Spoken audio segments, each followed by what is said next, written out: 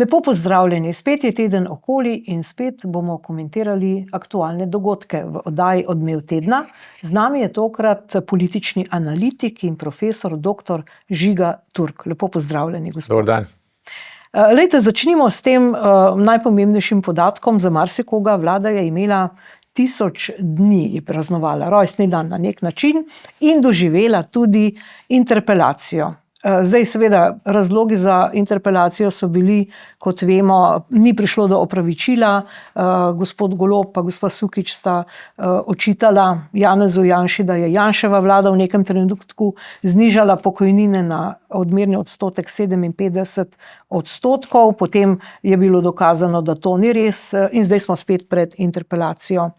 Zdaj, povejmo, kaj so glavni očitki vlade, kaj bi lahko v tej vladi očitali?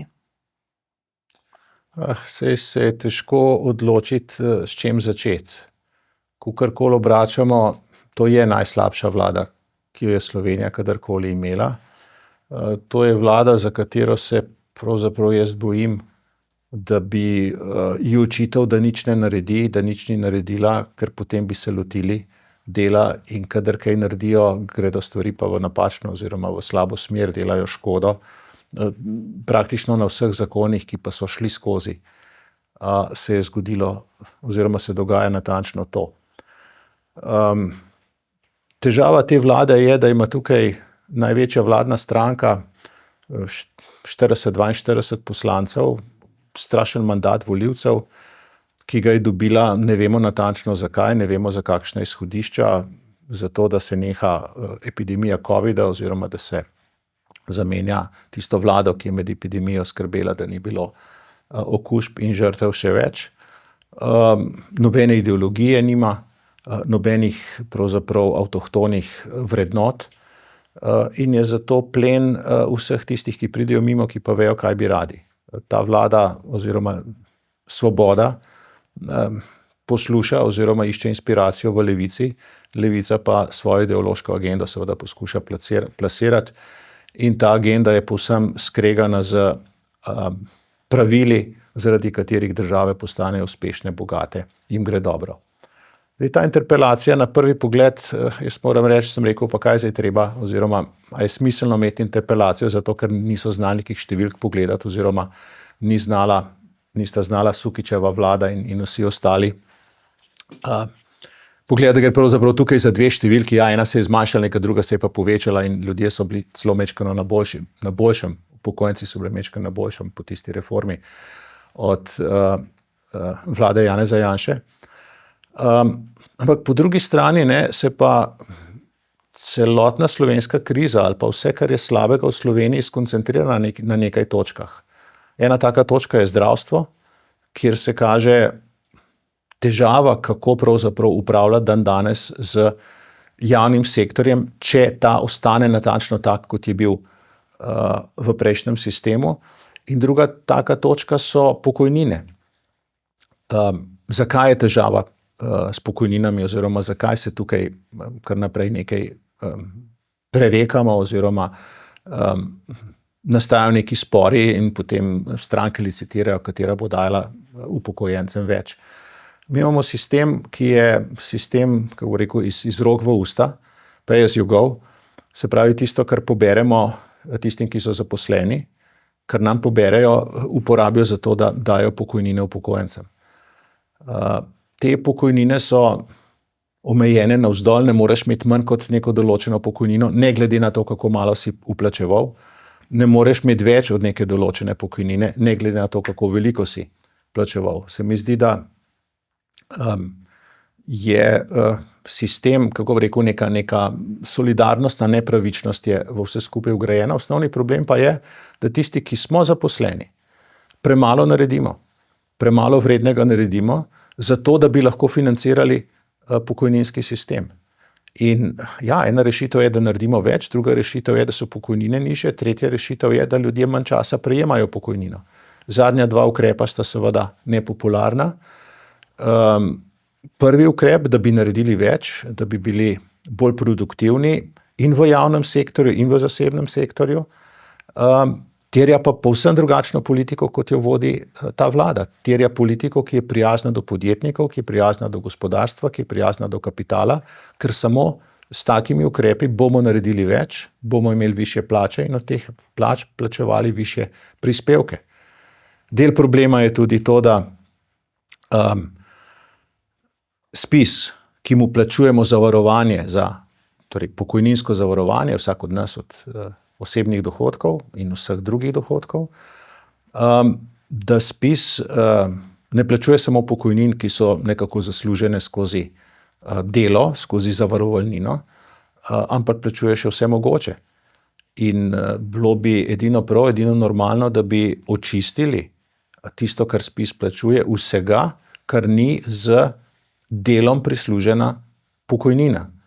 In vkolikor kje kaj zmanjka, to krili iz nekih drugih sredstev, iz sredstev, ne vem, sociale ali česa podobnega, oziroma, ne vem, če hočete kulture, iz budžetov predsednika republike za neke izredne pokojnine in tako naprej. Na ta način bi vsaj neko preglednost ustvarili in občutek, da je sistem vsaj približno pravičen.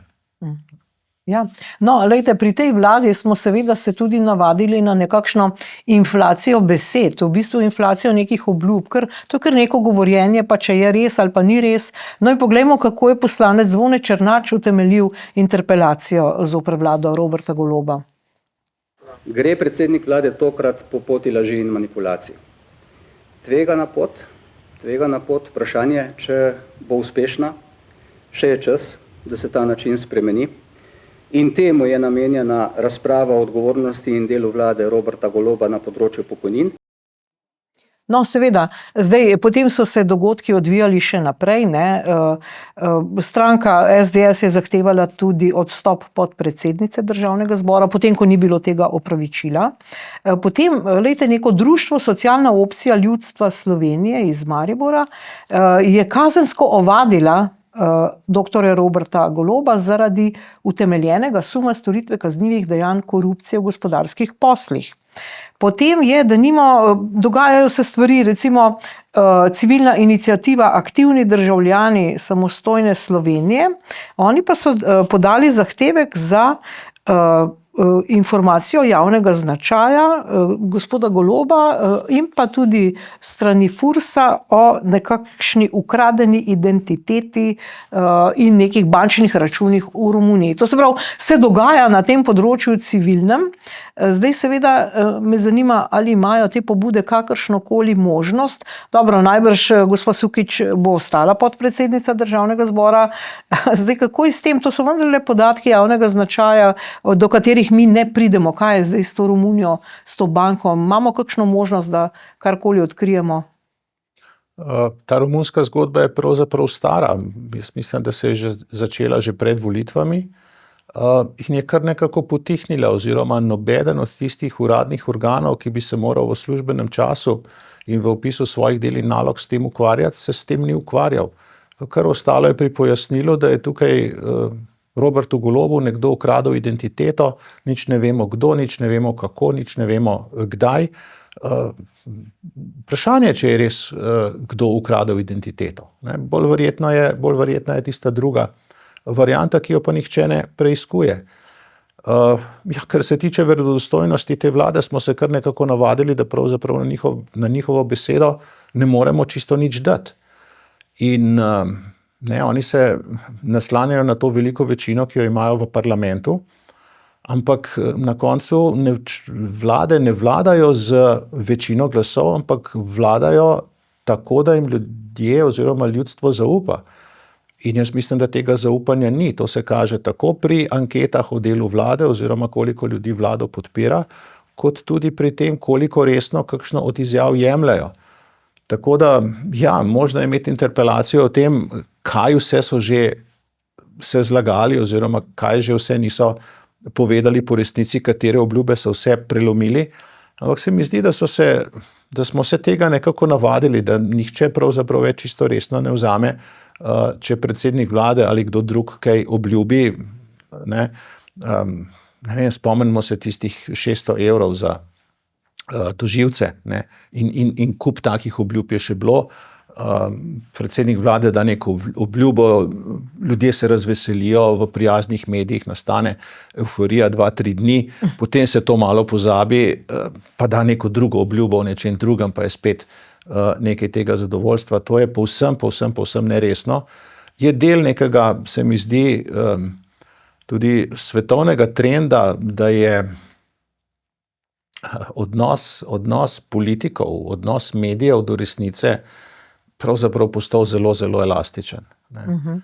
Tudi, tukaj je veliko škandaliziranja pri nas, kakšne obrača Donald Trump zadnje čase.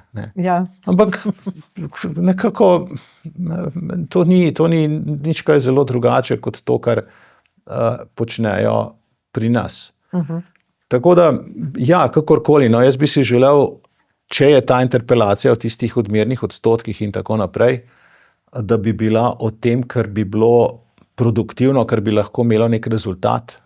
In to je o tem, zakaj SPIZ vsako leto zbere tako malo denarja. Oziroma, zakaj zbere premalo, da bi ljudje lahko imeli solidne pokojnine. Tako, in da plačujemo tudi iz proračuna. No, ampak, glejte, prav gospod Marjan Papež, ki je zdaj spet bil potrjen za 6. mandat, to zdaj še ni dokončno, ker to mora še vlada potrditi, kot direktor SPIZ-a, je pa takole povedal in že ovrgel seveda to idejo, da je vlada Janeza Janše znižala odmerni odstotek. Poglejmo, kako je to razložil. Je bil ustavljanje padanja odmernega odstotka, 78 na 57, 25 matematično. Da vam pa zdaj za leto 2023 povem odmero od najnižje pokojninske osnove tistih, ki so se upokojili po ZPIZ-2 za 40 dobe ali so se pa upokojili po ZPIZ-1, kar so še redki, ker imajo pa še odmero, bomo rekli, nepreračunano, je bilo lansko leto 73 odstotkov, ker se jim še vedno niža ta odmerni odstotek. Tukaj je pokazatelj, da je bilo takrat ustavljeno, ker če ne bi bilo takrat to ustavljeno, bi prišli v letošnjem letu na 72,5. Zneske za 40 let, ki je imel po ZPIZ-2 odmerjeno za 63,5 odstotka, je znesek 637 evrov. Pardon, zmotil se, 673 evrov. 673. Moški, ki po ZPIZ-1 za 40 let dobe ima odmerni odstotek 73, znesek pa 567, se pravi 106 evrov manj. Ženska, ki so imeli malo drugačne više odmerne odstotke, pa 79,75 odstotka, pa 619. Pravi, tukaj zneski pokažejo, zapravi, čez 100 evrov, 106 evrov moški višja pokojnina po ZPIZ-2 kot tudi, če bi bil odmerni odstotek 57,25, bi bil višji, ker bi bil še vedno kot 78, tle je pa padel takrat 73, ker ZPIZ-1 je bil izredno grd do starostne pokojnine. Šlo je z 10 na 18-letno povprečje in vrednotenje dobe iz 2 odstotkov na 1,5. Takrat je bil samo cilj stabilnost, se pravi stabilnost blagajne, ZPIZ-2 je bil stabilnost blagajne in dostojne pokojnine, zato se je takrat ustavil padanje razmere. No, seveda je ta sistem, ki ga imamo, tako zapleten in se toliko spreminja, da dejansko ljudje ne razumejo. Ampak, če zdaj strnemo, zavod oziroma Zakon o pokojninskem in invalidskem zavarovanju 1 je sprejela Ropova vlada in so začele pokojnine padati. In ta zakon 2, ima številko 2, je pa seveda, ki je bil sprejet v času Janševe vlade, je pa ustavil to padanje. Ne? To je zdaj ta srž vsega tega. Res pa je, da je naš sistem tako zapleten, da se ljudje preprosto, tudi te količniki se menjajo, bruto, neto, vse se menja, tako da se praktično ne znajdemo. Zdaj, ta teden je bil, vas bom prosila za komentar, samo to povejva, Marjan Papež je bil ponovno potrjen za 6. mandat in vprašanje je tudi za vas, kaj menite, ali ga bo vlada, ker je pač takole odkril resnico, ali ga bo vlada potrdila. Izvolite. Ja, to sem si mislil, ko sem tole gledal, ne, tole so nevarne besede. S tem si je mogoče zapravil, da ga bi vlada potrdila. ker je povedal resnico. Vlada si bi želela, da bi povedal nekaj drugega, da bi povedal nekako tako, kot ste tudi vi malo začeli, kako je sistem kompliciran, da se nič ne ve. Zelo jasno je bilo povedano, da so po zaslugi tega ukrepa šle pokojnine gor. Ne? Ampak dovolite mi, da vseeno povem, ne, ta licitacija, da gredo pokojnine gor. Ne? Odkot pride denar za te pokojnine? A je tega denarja dovolj? Ne? To plačujejo, oziroma za te pokojnine plačujejo tisti, ki so zdaj zaposleni. In izglasovati z glasovi upokojencev ali kakorkoli, da bodo pokojnine še večje, pomeni, da bodo še večje obremenitve na plačah tistih, ki delajo.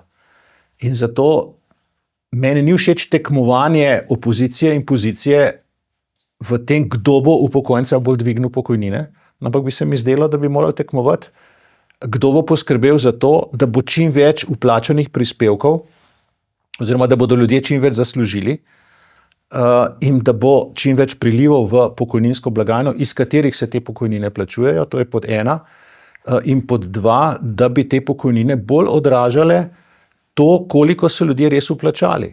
Ker če pošteno pogledamo, vsak od nas poskuša, ker ne verjame, da bo dobil toliko pokojnine, kot je vplačal, poskuša kar se da zmanjšati vplačila v pokojninsko blagajno. Ljudje iščejo take oblike zaposlitve, da plačajo čim manj. Potem bodo pa enkrat stari, 70 let in bodo hodili okrog s položnicami, lejte, kako malo imam jaz pokojnine, a celo življenje je pa plačeval skoraj nič, oziroma se je poskušal temu izogibati. Tako da tukaj stvari niso, ko rekel, vsakič, ko se nekje licitira, da bi nekje moralo biti nečesa več, je treba vedeti, da bo to nekje moral nekdo plačati. Ne? In je na nek način žalostno poslušati tudi tiste, ki pravijo, jaz sem, 40 let garala in imam zdaj takole mečkano nizko pokojnino. Ne, ljudje pogledajo na plačni list, koliko plačajo vsak mesec prispevka za pokojnino, ne? Računajo, da recimo, da so 40 let delali, da bodo 20 let v pokoju, to se pravi dvakratnik tistega zneska, bi bil za pokojnino. Dvakratnik zneska, ki ga plačaš vsak mesec. Pa naj pogledajo, kako nizka številka bi bila to. Dobro, ne? Se računa, da je gospodarska rast, oziroma da so ta sredstva investirana in da zrastejo, ampak žal naš spis ne deluje tako, deluje iz rok v usta. Ja. No, ampak zdaj bomo pa plačevali od 1. julija še prispevek za dolgotrajno oskrbo, ki je sploh še nikjer ni, ne? Ker če bi nekdo želel 1. julija dobiti to dolgotrajno. A veste, saj to ni tako drugače od prispevka za zdravstveno zavarovanje, ne? Ker tudi plačujemo pa ne 2, ampak 7 ali 9 ali precej višjo številko, ne? Kjer je tudi dostopnost slaba. In ta dostopnost je slaba zato, ker ta vlada vztraja, oziroma zdravstvena zavarovalnica vztraja, da če nekdo zboli, mu bo plačala samo, če bo šel k zdravniku, ki nosi, kako rekel, plašč prave barve, oziroma če bo šel v javno ustanovo, če bo šel pa zaradi natančno iste bolezni, po natančno ista zdravila, po natančno isto diagnozo, po natančno isto preiskavo k zasebniku, mu pa tega ne bo plačala. Ne? Kar skratka, to, da mi državi plačujemo in da se s tem denarjem slabo dela, ni pravzaprav nič novega. Ne? Tisto, kar se v zadnjem času dogaja, kar je novo, je, da se po svetu vendarle širi neko prepričanje, da je možno za državo boljše upravljati, tudi s socialno državo boljše upravljati, da je možno državne sisteme boljše organizirati, bolj vitko, da manj zaposlenih več naredi, da se odpovemo kakšni regulativi, zaradi katerih ima uradništvo veliko dela, ljudje težko življenje oziroma veliko napora, da izpolnjujejo neke zahteve, ki jih država postavlja. Pravega učinka pa od tega ni. To se je zgodilo v Argentini, kaže razmeroma uspešno. Zdajle na nek način, sicer z veliko porodnimi težavami, postaja nekako bolj fit Amerika oziroma Združene države Amerike. In veste, svet je tak, da te države, da vsi med seboj tekmujemo in bo morala tudi Evropska unija mečkan shujšati se, mečkan, kako bi rekel, je tu fitness na telovadbo, zato da bo sposobna hitreje teči v tej svetovni tekmi. No, če pa nam zmanjka denarja, potem pa seveda pride na pomoč Amerika in zdaj ob tem ukinjanju te USAID, torej te fundacije, ki je v bistvu bogato sponzorirala tudi po Evropi in po svetu, bolj za to prebujensko agendo, pa levičarsko agendo, smo izvedeli, da seveda so v Sloveniji nevladne organizacije, pa tudi drugi dobili okoli 40 milijonov dolarjev. In sicer v zadnjem tednu se odkriva, da zeleni tokovi denarja, ki so šli v glavnem za okoljske nevladne organizacije pod krinko zelenih politik. Zdaj mimogrede povejmo, da je, kar se zelenih politik tiče, prav ta teden Evropska komisija sprejela sklep, da to zeleno poročanje, trajnostno poročanje ne bo tako strogo in bo 80% majhnih podjetij izuzeto. Hvala Bogu, ker menda na nemških volitvah je od te zmagovite stranke nekdo dejal, navajam, teh zelenih norcev ne bomo sploh več poslušali, ne? Ker je to potopilo gospodarstvo. Ampak če gremo samo nazaj, recimo, k tem našim nevladnim organizacijam, poglejmo, kaj je povedal politični komentator Edvard Kadič v zvezi s financiranjem teh organizacij. Mi smo se vsi javno v različnih oddajah spraševali retorično, no? Kdo plačuje tiste maske, kdo plačuje letake. Naslednji dan, razumeš, pride nek protest tam na RTV, vsi imajo majice, vsi imajo neke bedže, kar naenkrat je ta logistika v ozadju deluje, kar pomeni, da morajo obstajati določena sredstva, iz katerih se to plačuje. To pomeni, če obstajajo določena sredstva, obstaja tudi skrbnik za ta sredstva. Nekdo, ki skrbi za to, da denar prihaja noter. In je to v bistvu ta del, tako kot bom rekel, stara ta mafijska finta, ali kako se reče, preiskovalna, sledi denarju. Ja, no, seveda, zdaj, če pogledamo dejansko, moram reči, ker to zadevo malo poznam, vsi tisti, ki na televiziji nismo stavkali, smo se ravno tako čudili, odkot praktično vsak teden neka nova majica z novim napisom, odkot vsi ti plakati, in vse to je kazalo, da dejansko je tu zadaj neka finančna podpora, ki sicer nismo navajeni v Sloveniji. In vprašanje, ki se zastavlja, zdaj gospod Kadič je govoril o nekem skrbniku, v tej oddaji so tudi razvili tezo, da je mogoče ta skrbnica bila gospa Nika Kovač, ne, ki se zadnje čase ne pojavlja več toliko, mogoče usahnil vir plačila. Ne. Zdaj povejte mi, tisto, kar je zanimivo, je, zakaj ameriški demokrati in Amerika sponzorira nedemokratične prakse v Sloveniji. Človek bi pričakoval, da bodo nekako uravnotežili to demokracijo. So pa praktično sponzorirali samo leve zgodbe, samo levičarje. Ja, jaz ne vem za nobene podatke, ki bi pisno oziroma nekako argumentirano kazali na to, kdo naj bi bil v Sloveniji tisti, ki pove, komu denar ja, komu denar ne. Tudi nisem videl nekih seznamov natančnih zneskov, koliko kdaj je kdo dobil. Je pa zadeva taka, da pravzaprav vse države poskušajo nekako v tujini sponzorirati sebi naklonjeno javno mnenje. Zahod je tudi še v času hladne vojne in nekaj časa potem veliko sponzoriral oziroma pomagal opozicijskim gibanjem za demokracijo v vzhodni Evropi. Skratka je poskušal skozi nevladne organizacije, skozi podporo opoziciji, skozi recimo medije, kot je bil Voice of America in tako naprej, promovirati demokracijo v drugih državah. Demokracijo smo potem dobili, železna zavesa je padla, imamo demokratične volitve, večstrankarski sistem in tako naprej. Ti vzorci so pa ostali. In večinoma so se ti vzorci prelevili v ne več zagovarjanje demokracije, ampak zagovarjanje nekih naprednih politik, naprednih rešitev.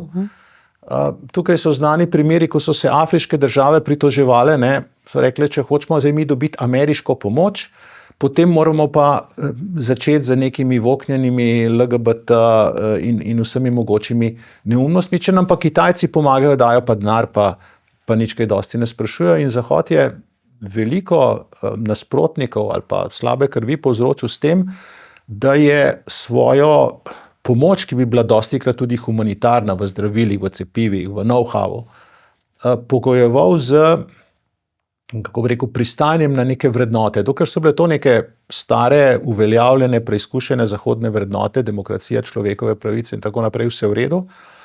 Ampak s časoma, posebej pod Obamo, je pa to degeneriralo v ideološko promocijo določenih politik. In je povsem razumljivo, da je Trump to zadevo ukinil. Kdo drug bi si morda želel, da bi naredil podobno kot mogoče kakšna vzhodnoevropska država, kjer so vlade, ko so prišle na oblast, enostavno samo zamenjale in namesto, da podpirajo ta leve, so začeli podpirati desno civilno družbo. V Sloveniji je pa še en moment. Ne smemo verjeti ali pa se zadovoljiti s tem, da ves ta denar je samo denar iz tujine. V Sloveniji je tudi kar nekaj Slovencev, ki imajo nekaj pod palcem, ki pomagajo kakšni nevladni organizaciji, če ta zaprosi. Ampak težava je klima, ki je v Sloveniji. Jaz sem tudi povezan z nekimi bolj, kako bi rekel, konzervativnimi ali pa če hočete desnimi think tanki. In zgodba, ki jo poslušamo, ki jo slišimo dostikrat, je, da se ljudje, ki so znani po tem, da radi kaj pomagajo kje komu, bojijo podpreti nekaj desnega, nekaj konzervativnega, ker bi imeli zaradi tega z oblastjo težave oziroma bi imeli težave pri tistih oziroma v tistih krogih, ki v resnici v Sloveniji vladajo, ki v resnici v Sloveniji odločajo. In so bili primeri, ko nekdo prej reče, jaz vam dam gotovino, sam nobenemu povedati, da ste od mene dobili. Medtem ko, če je treba pa sponzorirati te posvečene nevladne organizacije, te nevladne organizacije, ki imajo od vlade pečat, da so na pravi strani zgodovine, če se mečkano pohecam, tem dajo pa nad mizo in dajo večje količine denarja. In taki mehanizmi popačijo demokracijo. Demokracija bi morala biti spopad idej, ampak če naj bi bil spopad idej, potem bi morali imeti vse te ideje približno enake možnosti v javnem prostoru. Pa jih najprej nimajo v medijih, kjer ta glavne medije obvladuje ena ideologija, in še, po mojem, v resnici slabša situacija je na področju nevladnih organizacij, teh, da ne bomo zdaj spet o gasilcih, na gasilce se izgovarjali, na teh, ki so politične, kjer je še dosti več denarja, imajo tiste, ki so na levi, napredni, progresivni, voknjeni strani. In potem se seveda na tej podlagi ne smemo čuditi, kakšni so rezultati volitev, kakšno je javno mnenje.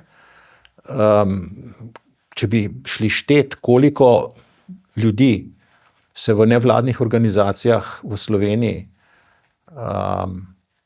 poln delovni čas ukvarja z levimi temami in koliko z desnimi, sem jaz prepričan, da je tukaj razmerje 10:1.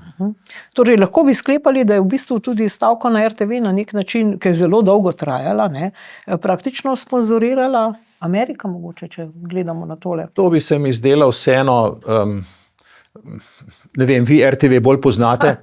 Ampak tega ne, teh financ. Ja, pa sej stroškov, velikih stroškov, ne vem, a so nastali veliki stroški, sej plače so dobivali tisti, ki so stavkali tako, kot da ne stavkajo. Ja, veste kaj, šlo je za road show, se temu reče, potovanje po celi Sloveniji, organizacije dogodkov, je bila kar neka mašinerija. Moj občutek je, da bi vaši nekdani kolegi to počeli tudi zastonj.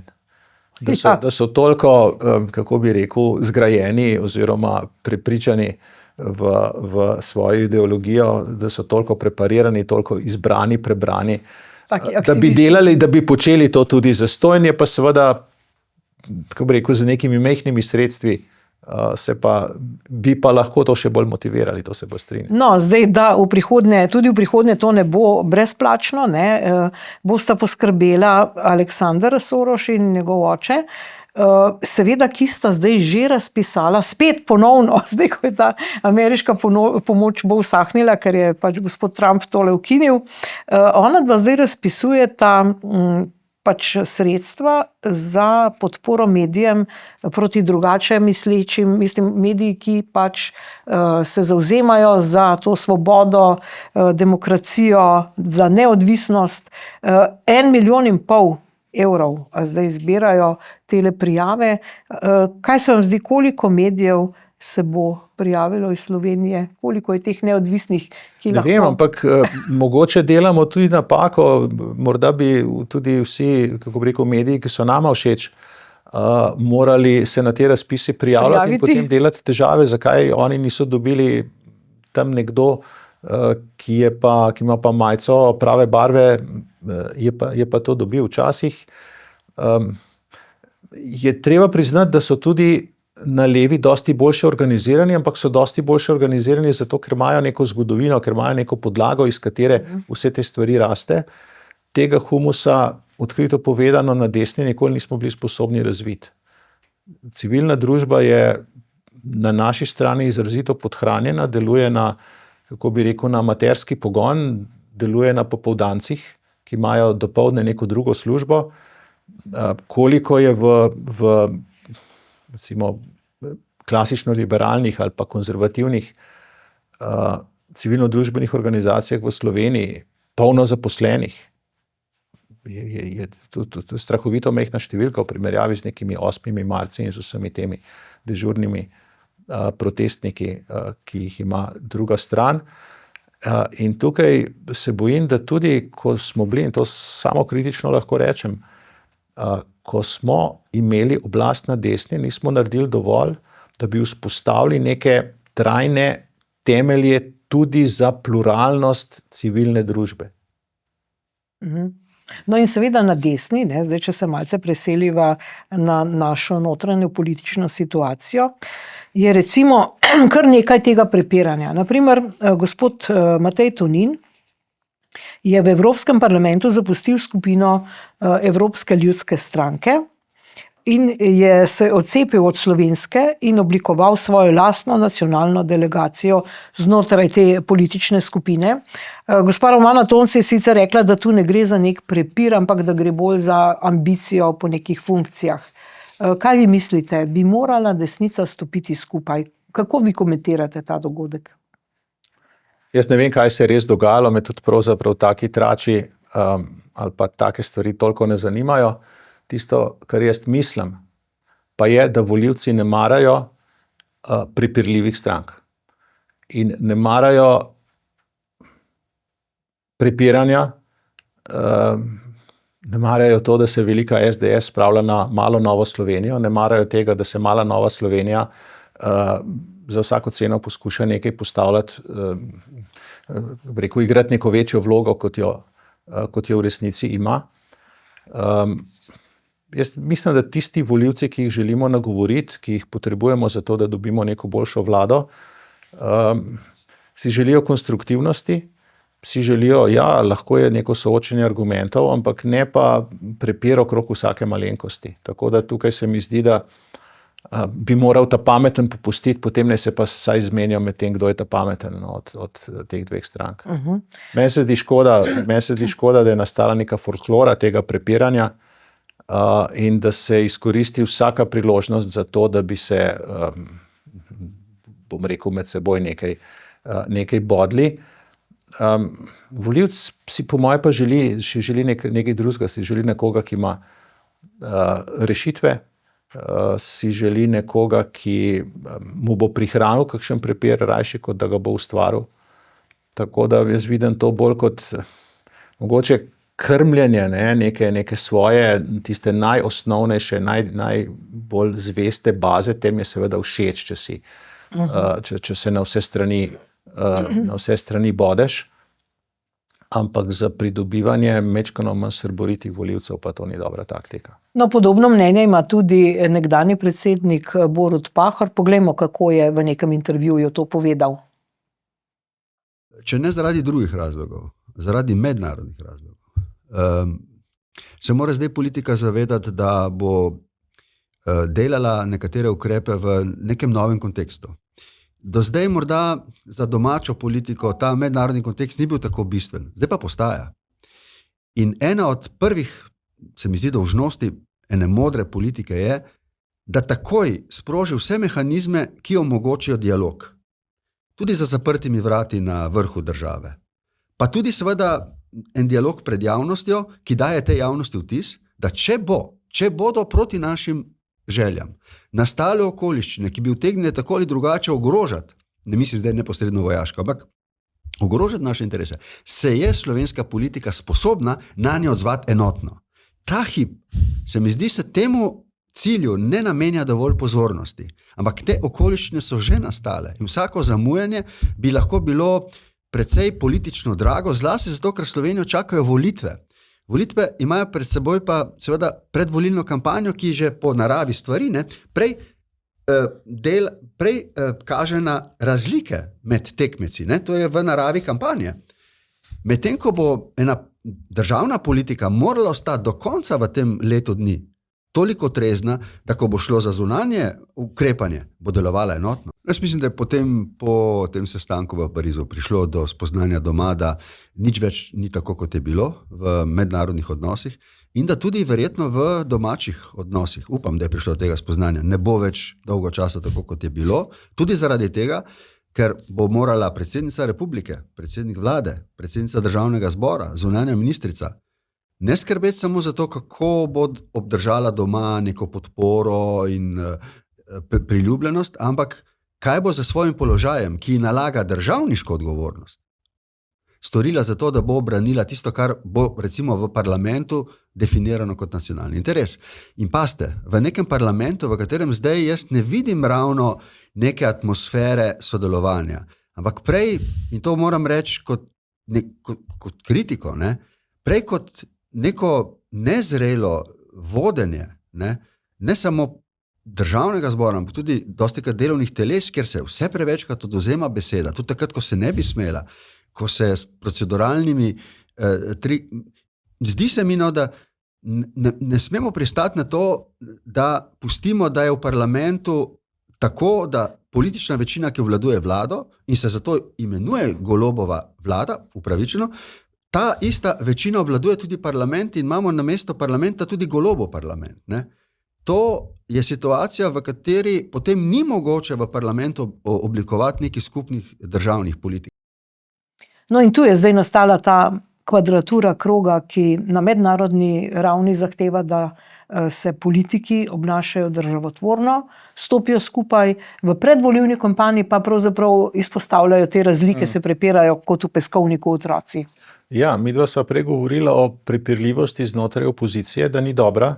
Predsednik Pahor je govoril o neki slogi oziroma sodelovanju med pozicijo in med opozicijo, kar je seveda še težje oziroma je nekaj drugega. Jaz bi tle dodal en drug moment, povsem prav ima, se gledamo zdaj po televiziji, da se svet, kakršnega smo poznali do pred enim letom, pred našimi očmi podira. Da tiste zavezništva, za katere smo mislili, da so samoumevna, tisti prijatelji, za katere smo mislili, da so samoumevni, niso nič več tako samoumevni. Da neke organizacije, za katere smo mislili, da bodo ves čas, da nam nudijo varnost, bodisi vojaško, bodisi ekonomsko, da tudi te organizacije niso samoumevne, da lahko pride do enih zelo, zelo velikih, zelo, zelo drastičnih sprememb v smislu varnostne arhitekture sveta oziroma Evrope in v smislu tudi ekonomske infrastrukture Evrope. Ne vemo čisto natančno, kam se bo razvoj Evropske unije v naslednjih mesecih zasukal.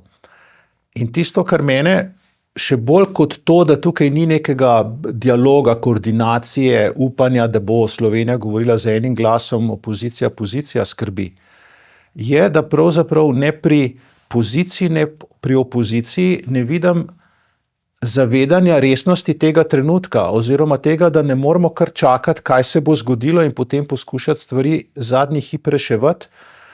Zunanja ministrica se mi zdi, da zbira frequent flyer miles, se pravi letalske milje, potuje po nekih povsem nepomembnih državah Bližnjega vzhoda, Afrike in tako naprej. Ni vabljena, ne hodi na sestanke, kjer se govori o prihodnosti Evrope, kjer se govori o prihodnosti protiatlantskega oziroma tega transatlantskega prijateljstva, zavezništva. In na drugi strani opozicija, namesto da bi to opozorila v parlamentu, a se vlada sploh ukvarja z pretresi, ki se okrog nas dogajajo, zaradi katerih Golob pravi, da je Slovenija otok sredi Evrope. Otok smo mi prometno, ker nas vsi tokovi zaobidejo. Ampak namesto, da bi to postavili, da bi se o tem v parlamentu pogovarjali, se bodo pa pogovarjali o odmernih odstotkih. Se je tudi treba. Veste, ampak nekako stvari padajo okrog nas levo in desno in ni videti, da bi imela Slovenija kakšen plan B, da bi imela kakšno strategijo, kaj pa če se zgodi to, da NATO razpade, bog ne daj, da Evropska unija razpade, bog ne daj, da pride do nekega prerazporejanja, iskanja novih zavezništev. A mi vemo, kdo je naš krog prijateljev, če tega ni več. A je to, so male države, je to Benelux, a smo na nemško-francoskem vlaku, ali smo v Višegrajski skupini, ali smo v Intermariumu. Ali ne bomo nič od tega pravočasno zase poskrbeli in bomo potem prijokali nazaj na Balkan, ko bo vse drugo se odpeljalo mimo. To jaz pogrešam, da bi se slovenska politika, s tem jaz pogrešam, da bi se slovenska politika ukvarjala. No in zdaj, če pogledamo recimo ankete javnega mnenja, ki so za mnoge tudi vprašljive, poglejmo to, kar je izračunal inštitut Mediana, recimo vlado podpira samo še slaba tretjina, ne podpira 2/3, ne podpirata, to se pravi, ta podpora vladi pada tudi zaradi te nejasnosti ali pa vsega tega prerekanja. Vi pravite, plan B, se še plana A pravzaprav nimamo. Potem recimo, katero stranko bi volili, absolutno bi SDS, to je zdaj že 21%, Gibanje Svoboda samo še 13%, SD 7,5%, Demokrati, vprašanje, ali Nova Slovenija sploh pride v parlament. Demokrati so pa zdaj presenetljivo kar zrastli.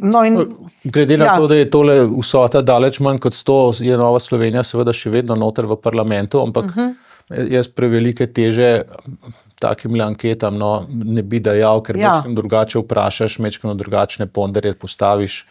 Sej to je res. Sej to je bilo tudi vprašanje, dejansko, ali sploh verjeti tem anketam. Povejte, sem vas prekinila. Tisto, kar se mi zdi zaskrbljujoče, je, da so te ankete približno take, kot so bile, leto pred prejšnjimi volitvami. Oziroma, kaže se, velika nevarnost je, da bo rezultat na naslednjih volitvah nekako podoben, kot je bil na prejšnjih. Ja, ljudje so z Gibanjem Svobode nezadovoljni, so nezadovoljni tudi za SD-jem pa za Levico, ampak teh nezadovoljnežev nekako ne uspe na svojo stran pridobiti niti SDS, niti Nova Slovenija, niti Demokrati, niti kdo drug, za katere bi imeli upanje, da bi lahko v naslednjem mandatu peljal neko politiko, ki bi Slovenijo peljala v smer nekega večjega blagostanja in bolj racionalnih politik.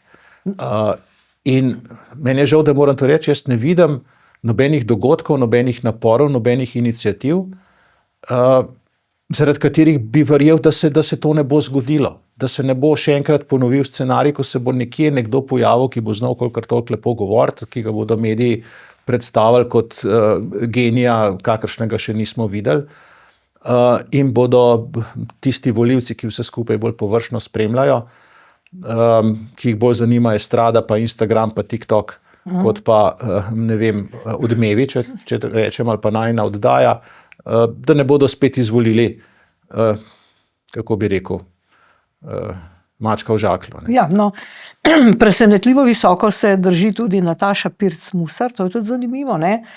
Pojavil pa se je med temi seveda na visokem mestu tudi Matjaž Han, pa potem Vladimir Prebilič, Marta Kos. In tisto, kar so pa na vprašanje, ali se bodo povezovali, rekli predvsem v teh desnih strankah, pa pravijo, da čakajo na rezultate javnomnenjskih anket. Torej, ravno to, o čemer smo zdaj podvomili, ali so sploh verodostojni, to je tisto, kar manjka, ne? V bistvu mi danes ne vemo, kakšen je mogoče program, res program demokratov, da bi lahko rekli, aha, to je to bomo volili, to ne bomo, s kom se bodo povezovali. Oni zdaj tudi čakajo na to meritev javnega mnenja. Zdaj, kdo se koliko popularen pojavlja na teh lestvicah, jaz bi si upal trditi, oziroma bi bila to ena lepa diplomska naloga na kakšni ustrezni fakulteti, da je to zelo, zelo odvisno ne toliko od tega, koliko nekdo pametnega pove, ampak koliko se nekdo v medijih pojavlja. Kolikrat nekje zbeži slika, medtem ko ljudje večerjajo, pomivajo posodo, ne vem, brskajo po internetu in nekje v ozadju na televiziji se pa pojavi obraz tega, onega, tretjega in potem tako izraste popularnost. Ja, ali pa če je tiho, mu zraste popularnost. Kar se tiče, ja. Ne reče nič, No, mu zraste ne, popularnost. on se je tam oglasil v srbo-hrvaščini, ja. oziroma v srbščini, Ja. no, saj srbo-hrvaščina ne obstaja. In se je potem okrog tega toliko govorilo, da so ga ljudje bolj spoznali. Ne? Zdaj, bolj kot to, da bi morali biti neki ne vem kakšni programi, si bojim, da si ljudje želijo nekaj novega, si želijo, da bi bilo nekaj drugače.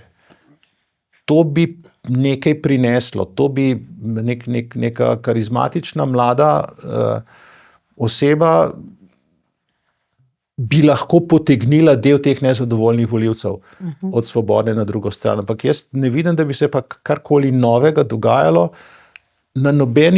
pri nobeni od teh strank, ki so tukaj na naši strani, če bi temu tako rekel. Ne pri SDS-u ni nič novega, ne pri Novi Sloveniji nič novega. Tudi demokrati so sicer nova stranka, ampak v glavnem stari obrazi so tam not.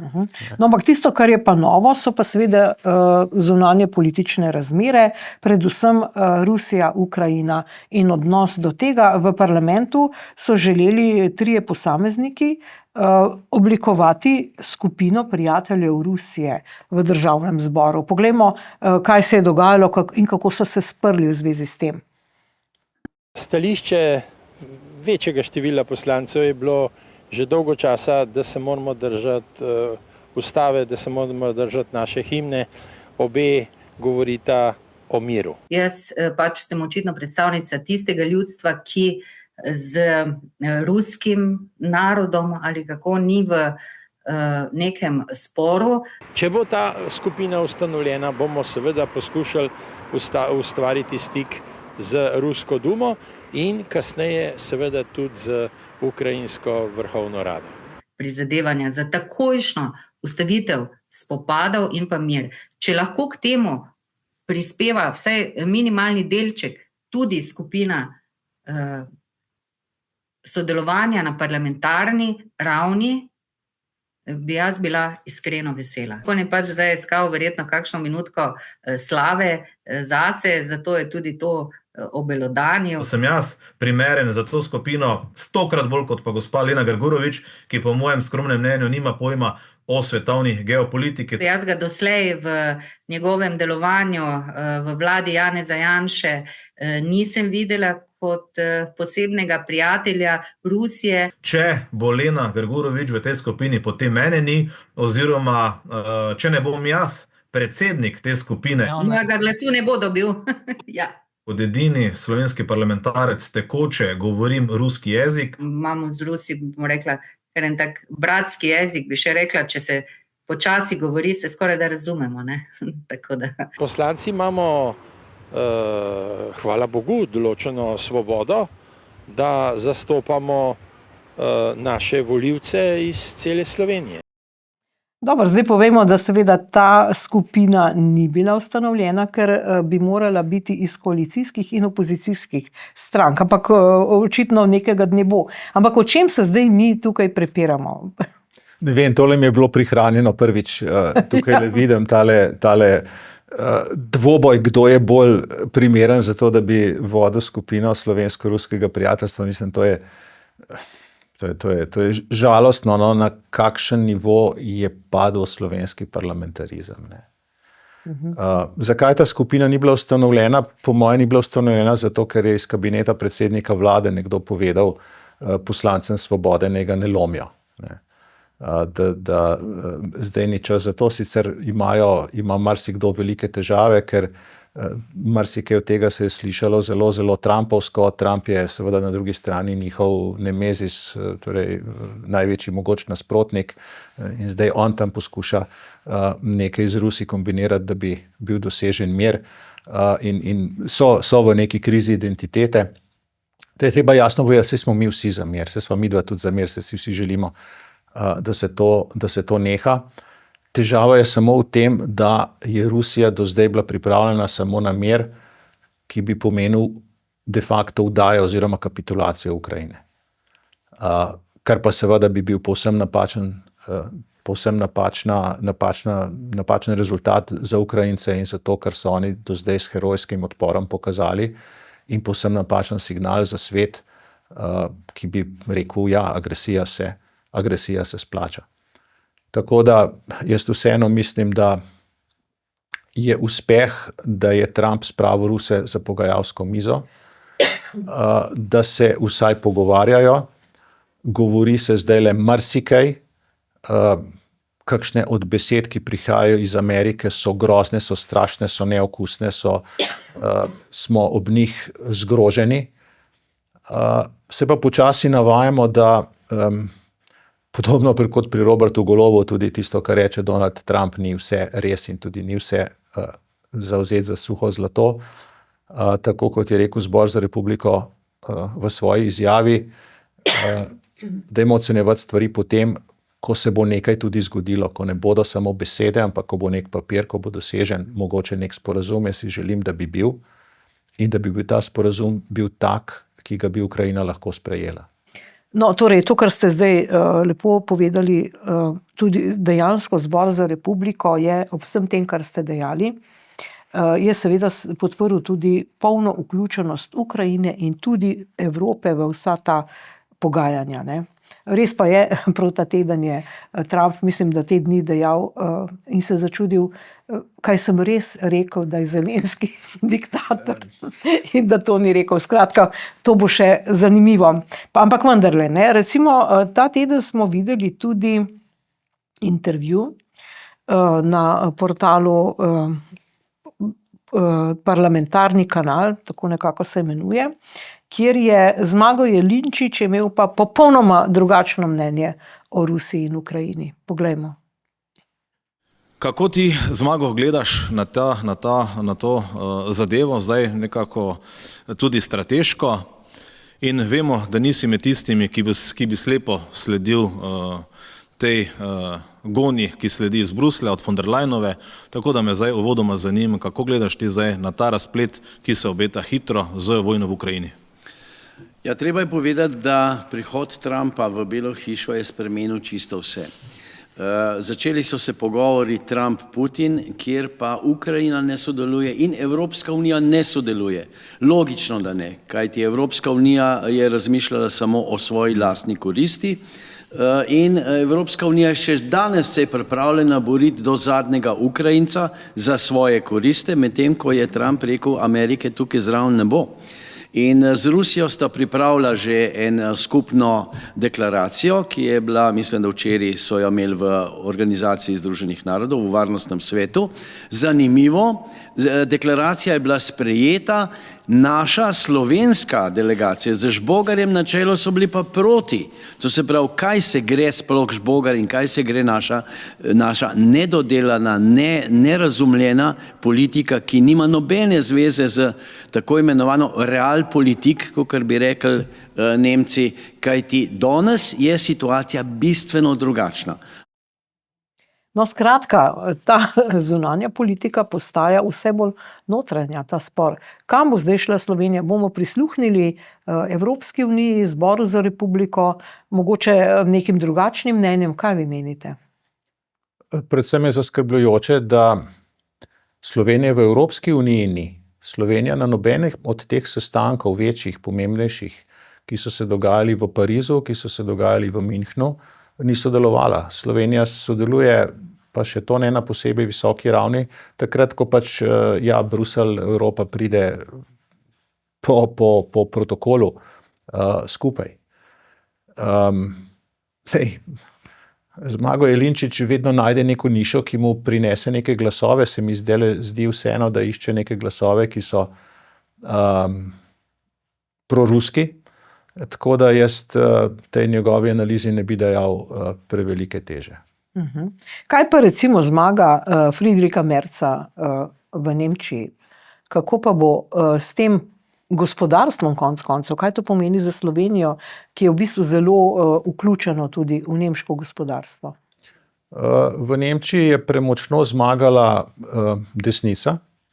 Tista desnica, ki je za to, da se zaprejo oziroma da se ustavi migrantske tokove, da se nažene iz Nemčije tiste migrante, ki delajo probleme, ki se ponovno zažene nemško industrijo, nemško energetiko, nemško gospodarsko rast, da Nemčija spet postane tisto, kar je vedno bila, torej neka industrijska gonilna sila v srcu Evrope.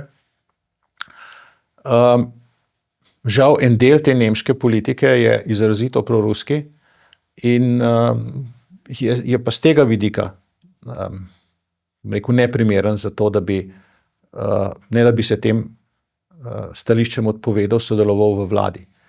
Tisto, kar je zdajle pred Evropo, česar se recimo Macron zaveda, česar sem prepričan, da se tudi Merz zaveda, je, da mora Evropa zagnati, da mora zavihati rokave, usposobiti svojo industrijo tudi za vojaško proizvodnjo oziroma proizvodnjo vojaškega materiala, streljiva in tako naprej.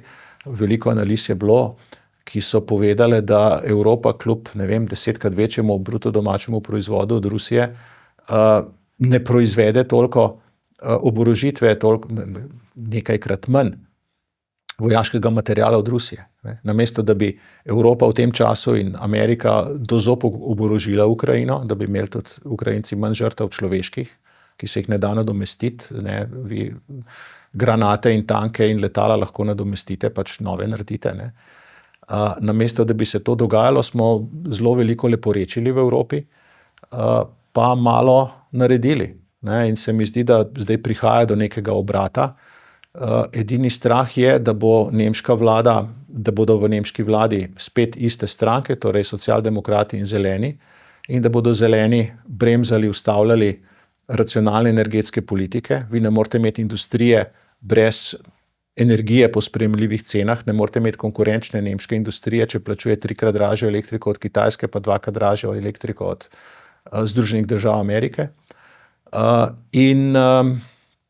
Potrebujete neko, racionalno socialno politiko, ki spodbuja to, da ljudje delajo, ne da so ljudje na socialnih podporah. En dober predlog sem slišal, ki mi je bil všeč, in sicer, da bi vlado moralo oblikovati vendarle AfD in CDU-CSU, pri čemer bi AfD imela eno samo ministrstvo. Notranje, ki se ukvarja z varovanjem zunanjih mej Nemčije in notranjimi problemi z migracijami, vse ostalo bi morali pa pustiti komandirati CDU-CSU-ju, torej pristati na zunanjo politiko, ki je trdna v podpori Ukrajini proti agresiji. To se ne bo zgodilo. Ne, seveda, ker je ta zid, seveda protestirajo. Ampak nekdo je predlagal AfD-ju, če bi dali tako ponudbo CDU-CSU-ju, bi jo zelo težko zavrnili. Tudi, bomo videli, ampak vsekakor tisto, kar je 14 dni nazaj smo se držali za glavo, kakšne je Trump obračal v zvezi z Evropo, Evropsko unijo, NATO-om in tako naprej. Besede so bile res, jih je bilo težko slišati, so bile nediplomatske. Tudi tisto, kar je recimo Vance govoril v Münchnu ali pa kar je govoril v NATO ameriški obrambni minister. Ampak učinki teh besed so dobri. Učinki teh besed so, da se Evropa vendarle počasi začenja trezniti oziroma resniti in da mogoče pa še kaj bo iz tega starega kontinenta. Ampak, prav nič od tega nima občutka, da bi pa plusknilo v Slovenijo. Nič. To se prav vprašanje. Pri nas v Sloveniji se pa vlada ukvarja pravzaprav tako, kot da je kot da smo oktobra 2024. Pod vprašanje tu je seveda, ali lahko zdaj ta zmaga desnice vse povsod prihaja do zmage nekih desnih strank, lahko vpliva tudi na Slovenijo, da bodo zunanje razmere spodbudile tudi združevanje desnice v Sloveniji in zmago.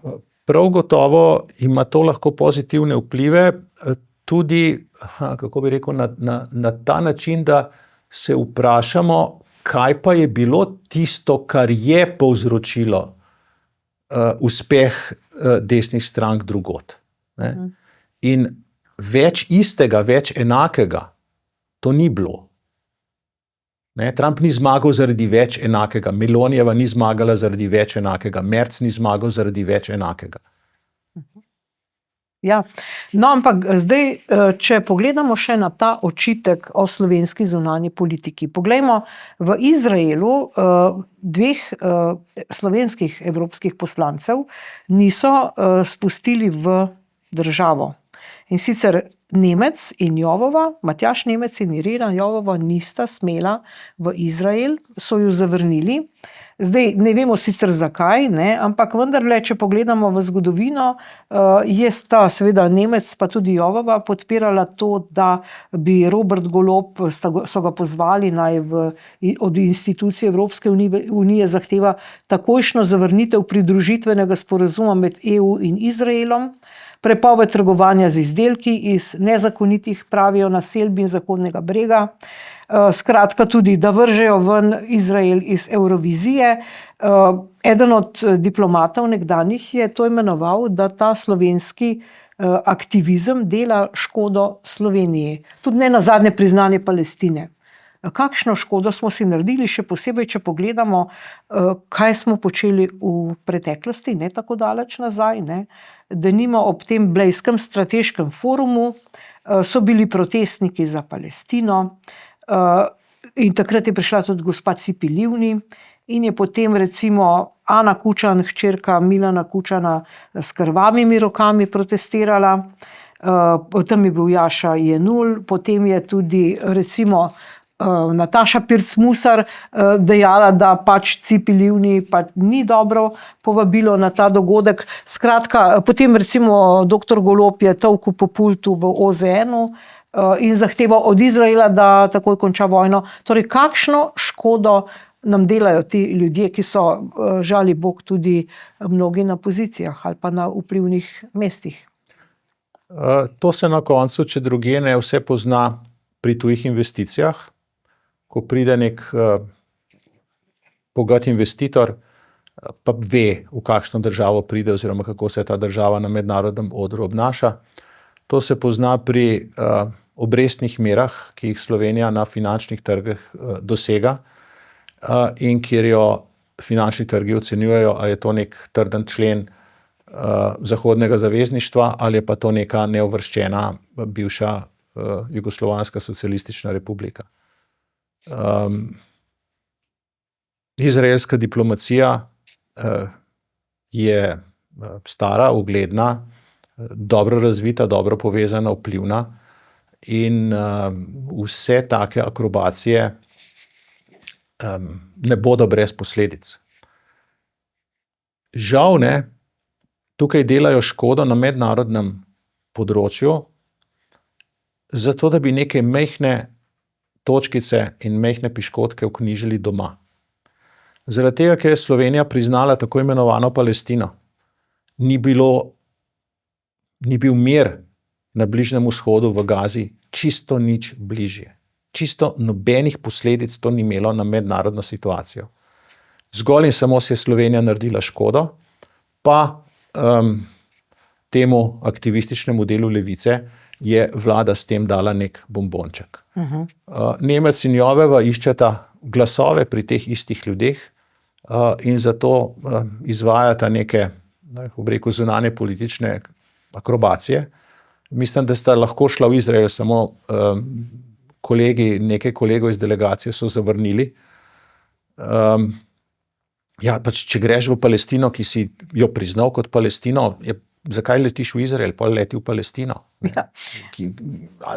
Če to obstaja, če to je, če imam letališče. Ne? Ali pa pojdi v Palestino čez Jordanijo, čez Egipt, če oni priznajo to Palestino. Ne. Tako da tukaj zaradi drobnih notranjepolitičnih točk delajo državi škodo in jo kažejo kot državo, ki ne ve, kam spada. In tukaj je en velik del slovenske politike, ki si še vedno predstavlja, da smo mi eni taki neuvrščeni, ki podpiramo vse mogoče samodržce po Afriki in Aziji, medtem ko so veliko njih sprejeli vzorce zahodnega razvoja, kapitalizma, demokracije, urejene tržne države in tako naprej. Ampak ali se lahko zgodi, da tudi nekega dne predsednico Natašo Pirc Musar pa predsednika vlade Roberta Goloba ne spustijo v Izrael? Ja, sej najprej vprašanje, ali bi si tja sploh želela iti, ne. Prav gotovo pa, a veste, vse te stvari so nekje zapisane, nekje ostanejo, so potem nekje postavljene v opomniku. Jaz za Nemca Jovevo še nekako razumem, zakaj se v to spuščata, ker pač nekaj morata delati, če si v Evropskem parlamentu, nihče ne ve, da kaj pametnega počneš in si moraš nekaj izmisliti, zaradi česar prideš v medije ali govoriti v srbščini ali pa potovati v Izrael, ne. Zakaj je pa Nataša Pirc Musar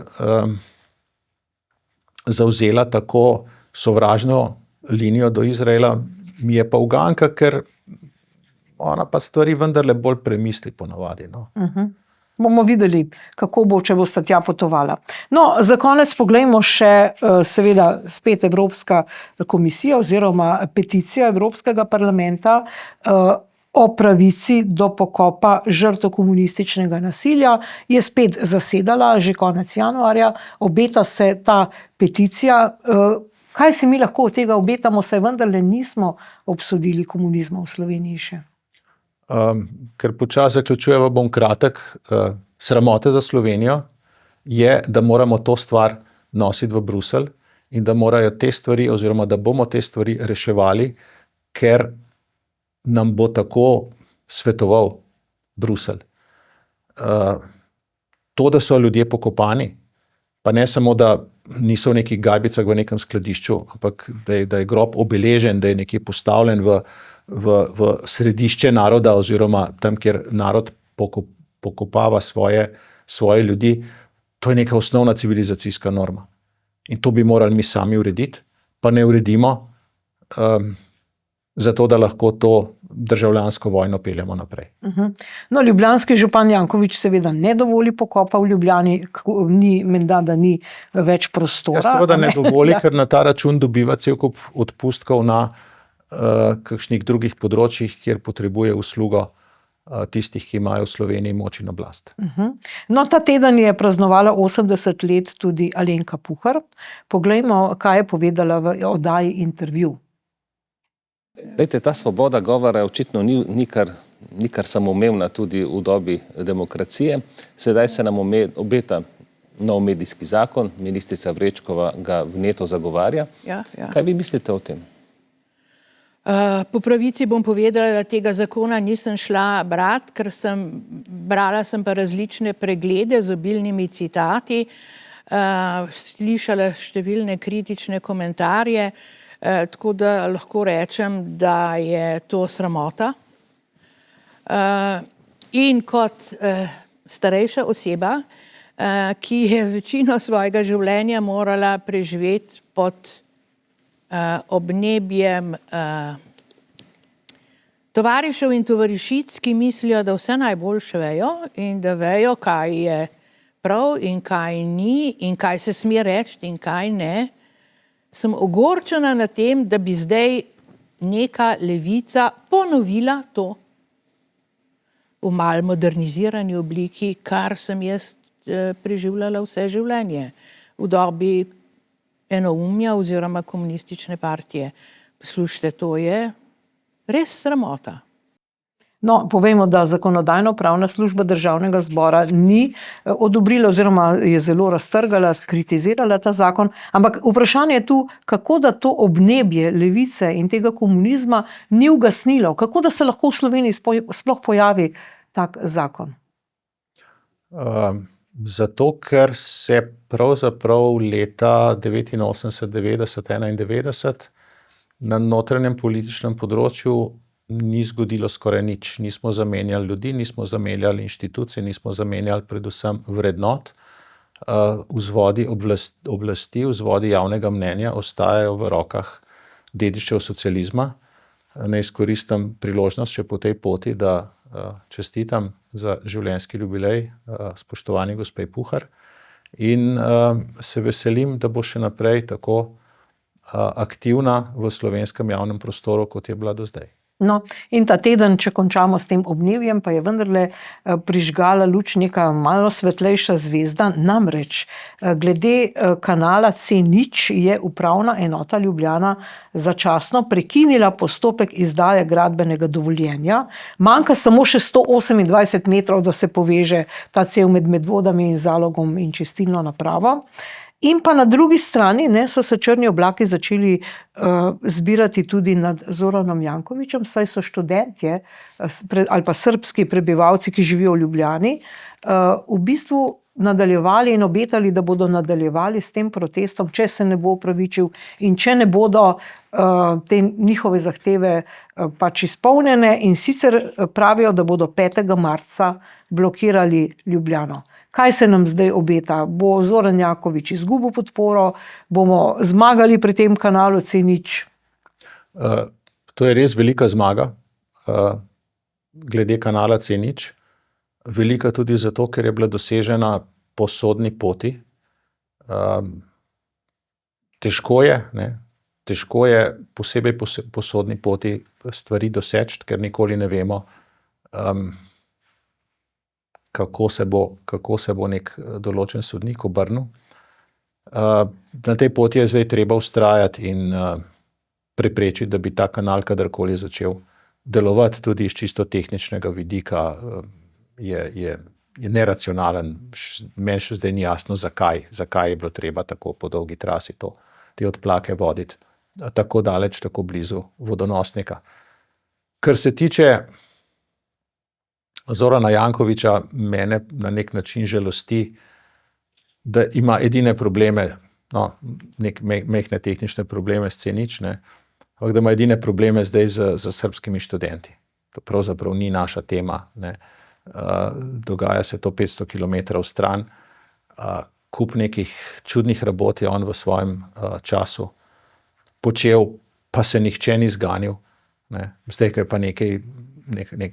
pa se postavlja na napačno stran glede nekih sporov v Srbiji, se pa nekaj dogaja.